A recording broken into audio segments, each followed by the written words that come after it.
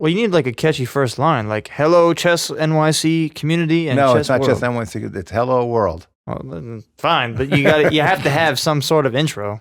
Hello World. We've got a crazy story to tell. Welcome to Chess is Dead.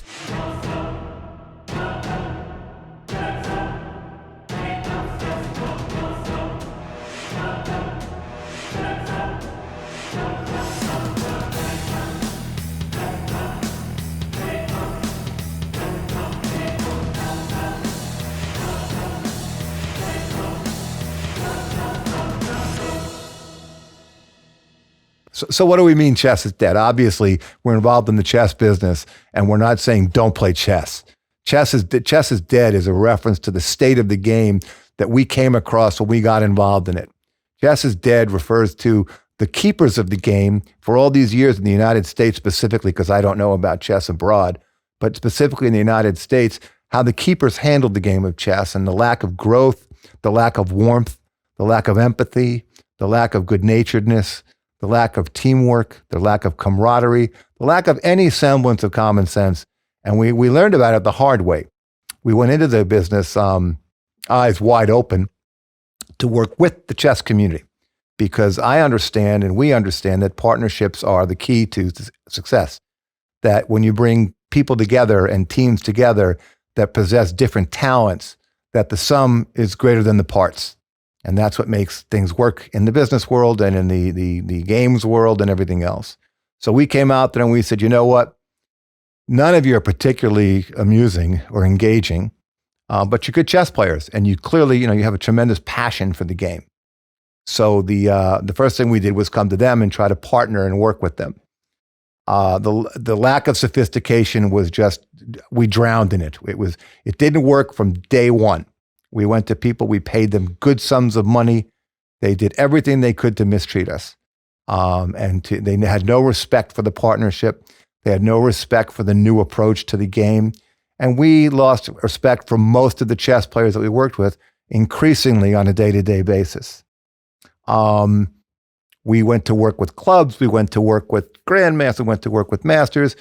It took 14 years to pare down to what we now consider to be a tremendous group of people working with us here at Chess NYC. So that's what we're talking about. When I say chess is dead, that's what I mean. Obviously, we don't think chess is dead. We think chess was dead and we resurrected it. Well, I know there are things that you won't say, but give some examples of mistreatment. Like I know some of the stories you're obviously not going to put on this podcast, but give a couple of PG examples of some of the mistreatment from the chess community. Just outright stealing. We had people that, the chess coach is looking for $1 million customer. We're looking for $1 million $1 customers. We understand that this distribution is how the game is going to grow.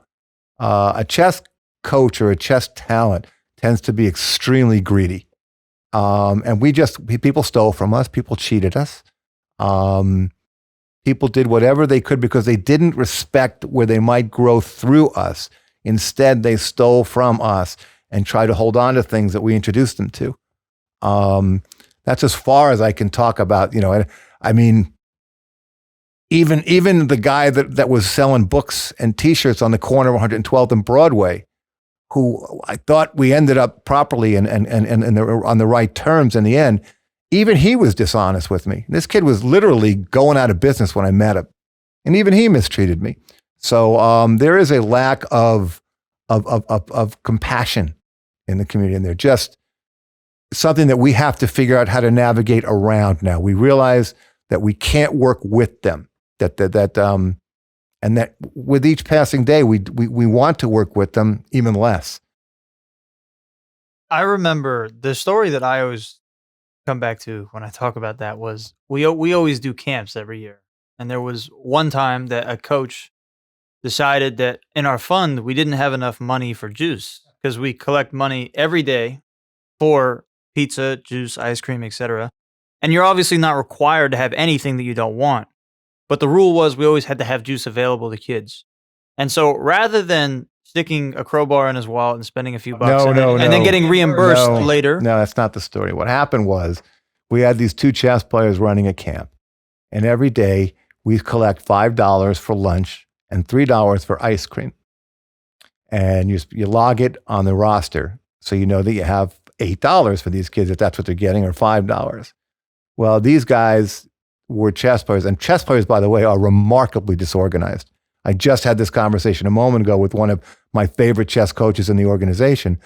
It is amazing to me how they play this linear, well-kept game of straight lines and navigation, and they're just sloppy, messy, disorganized people, the ones that we worked with. So these two would always tell me every day, I didn't have enough money today. And I would say, okay, well, how much money did you have? Oh, I don't know.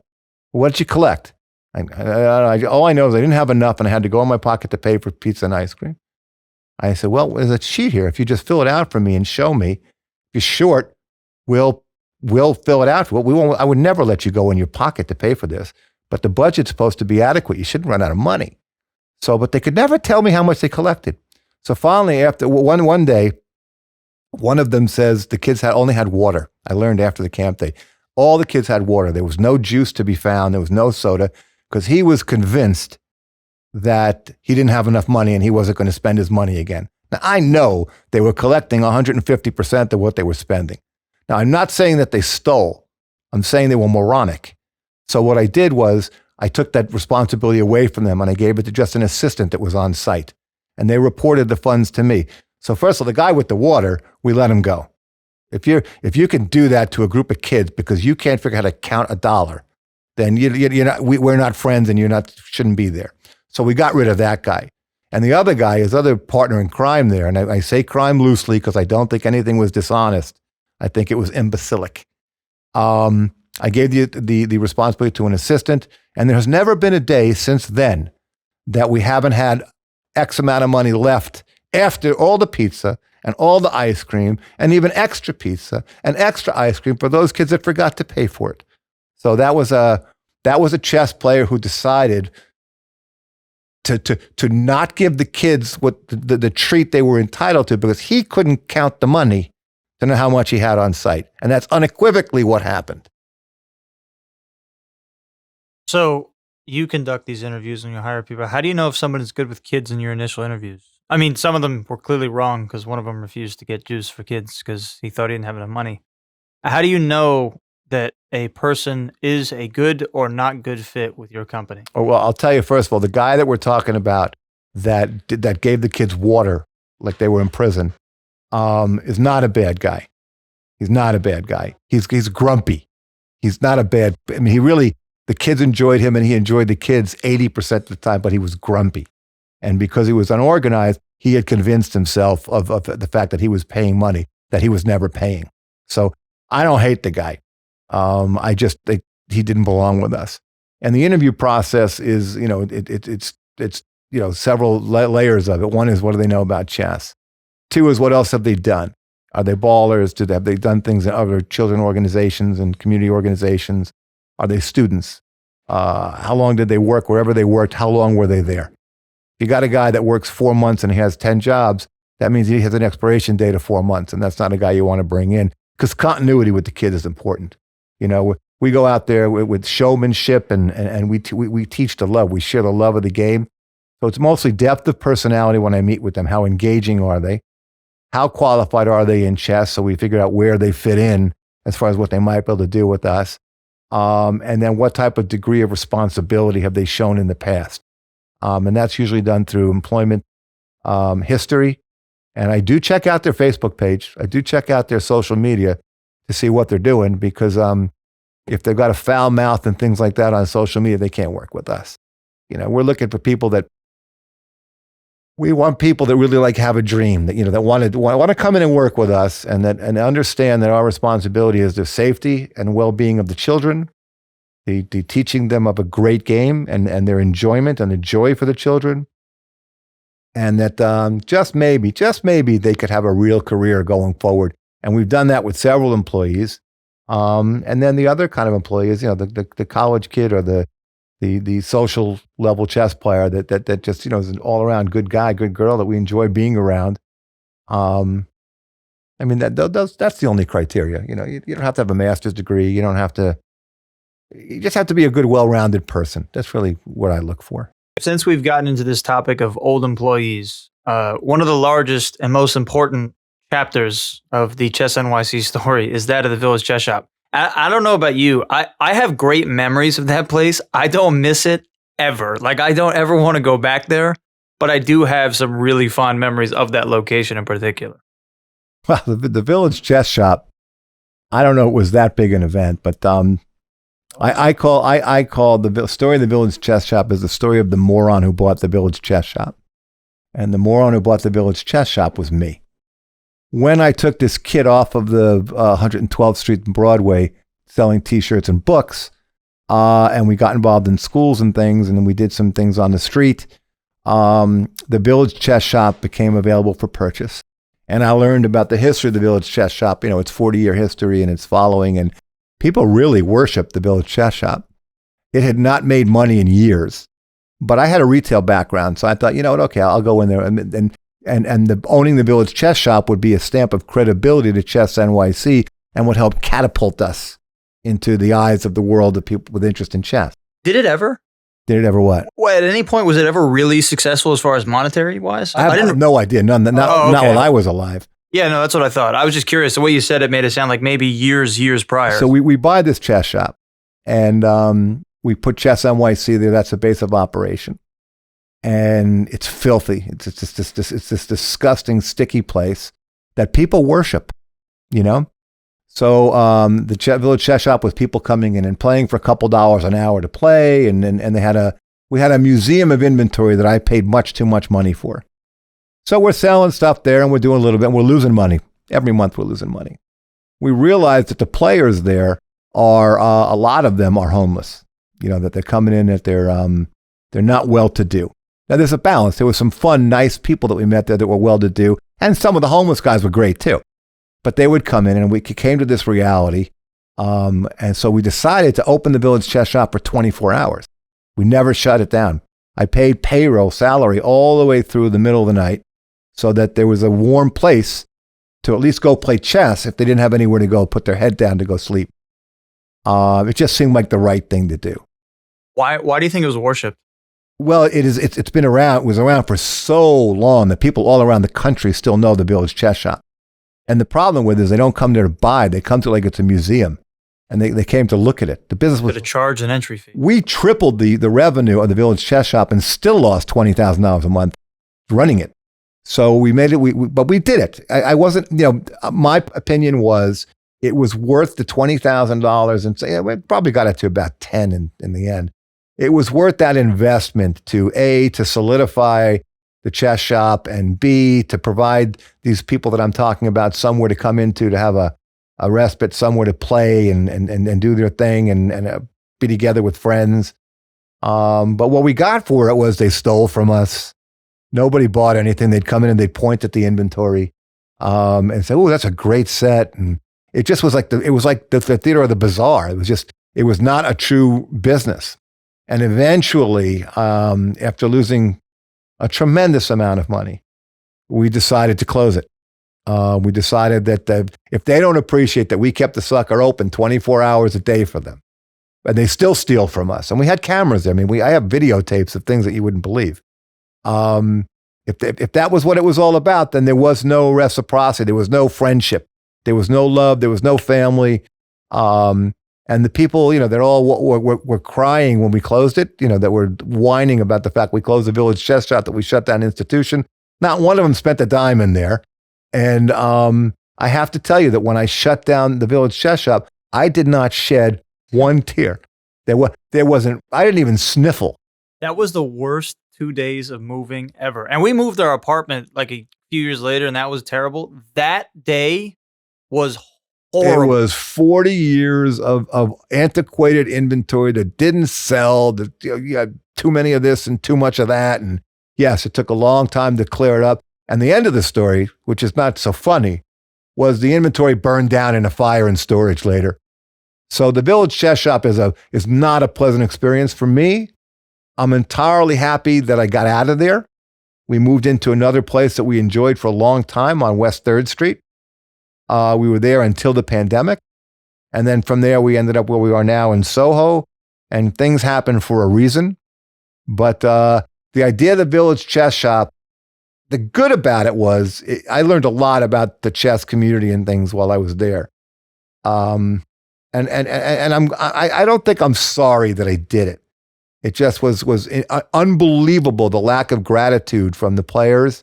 I mean, even old men would come in and play there, right? And they'd wet the seats and they wouldn't even apologize. You know, they'd sit there, they'd crap on the seats, and and my guys would have to clean it. And they never would tip the guy. They would run out without paying the bill for playing for a couple of, $4 they'd run out.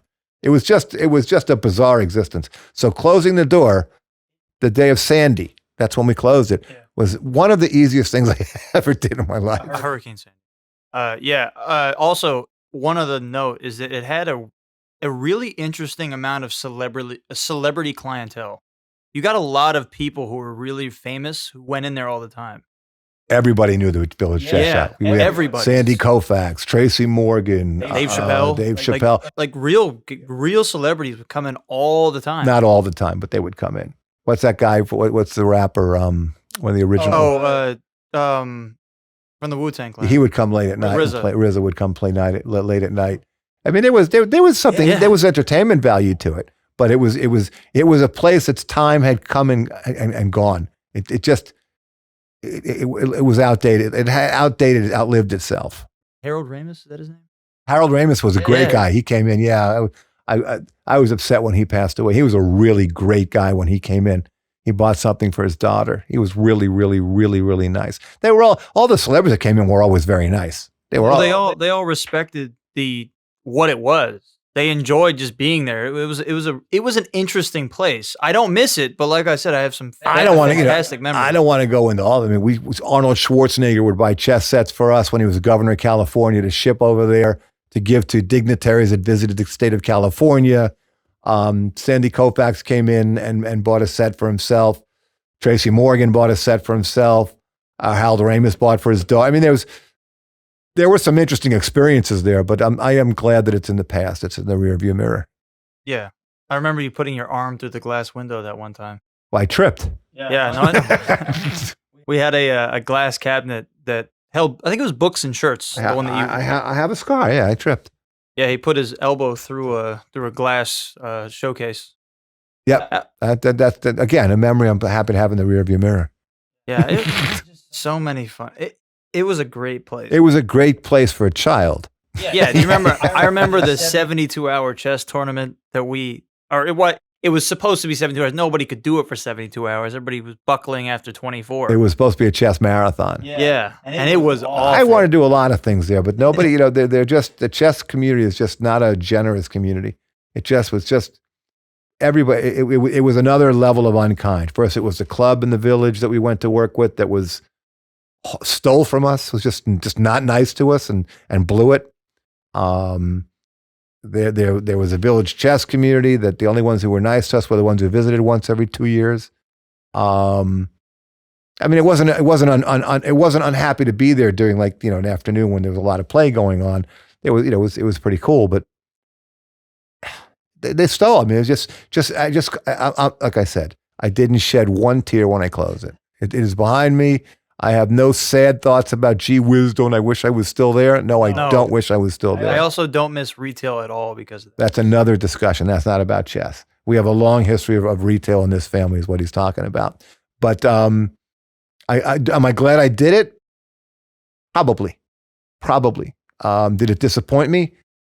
Absolutely. Everything about it disappointed me. The people, the play, the success of it. Everything about it disappointed me, but I am still glad that I did it. So I have very few regrets in my life altogether. There's nothing that I did that I'm sorry that I did. That's not even a discussion. Everything I've done, I'm happy that I did. And Village Chess Shop falls in there too. And certainly being the Village Chess Shop, which we still own the domain and we still own all the assets of it, certainly it helped us continue to catapult our chess organization. Thank you so much for making it to this point. Feel free to follow us on all the socials. They'll be linked down in the description below. This is the point where I always ask you, what deep statement do you have for this week for us? Anything? Life is like a box of chocolates. Oh, that's taken. Forrest Gump. That's my taken. goodness. Let me think. Okay, well, if you're still around after that, make sure to check us out as we lay out the true future of chess in the USA. No, it was at the same time.